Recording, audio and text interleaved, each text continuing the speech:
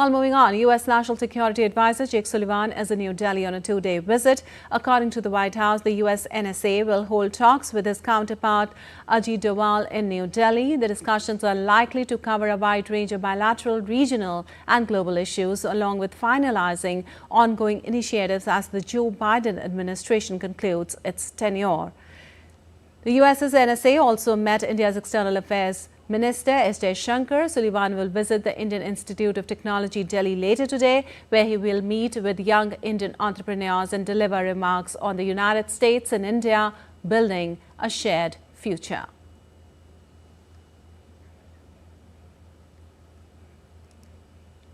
And in India's Jessica Taneja joins us for more on this. Well, Jessica, Jake Sullivan's visit to New Delhi comes at a time when the Biden administration is nearing its conclusion. What specific initiatives and agreements are expected to be finalized during these discussions, and how will they shape U.S.-India relations going forward, especially with the growing geopolitical tensions in the Indo-Pacific?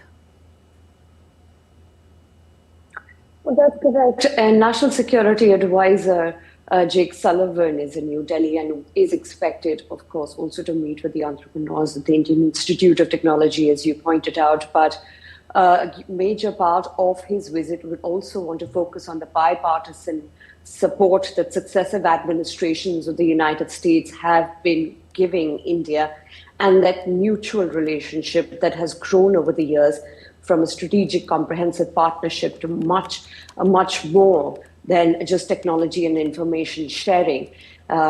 India is central to the United States Indo-Pacific strategy, something that came into effect with Joe Biden's administration a few years ago. And Jake Sullivan was, of course, a huge part of it.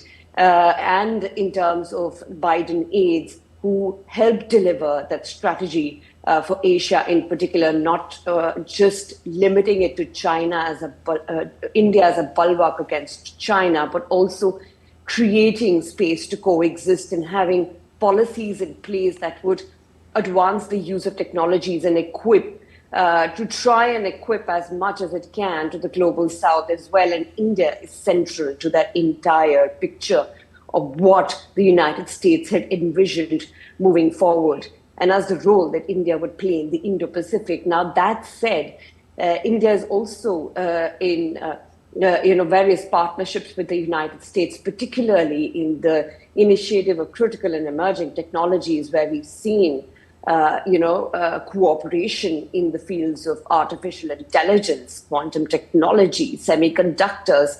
So, of course, America has been a consistent partner so far, and the relationship keeps growing. Not to forget that it is also one of the countries where India does not have a trade deficit at this point. While it does reach, it does sort of alter here and there, but the trade, of course, also remains very stable at this point with the United States of America. And with the Trump administration now coming in, when Donald Trump's swearing in takes place on January 20th, we can expect some, moments of instability, as some would call it, in terms of where do we go on the ideas of tariffs and the talks about the H-1B visas that has been doing the rounds for a very long time with a lot of discourse around it. But this visit would only at this point attempt to talk about the initiatives taken under Biden administration, and of course further look to enhance technology cooperation. For example, looking at what the jet engine deal from the GE General Electric would sort of put us on the map or the trajectory moving forward, Lipakshi. All right. Thank you so much, Jessica, for all those details.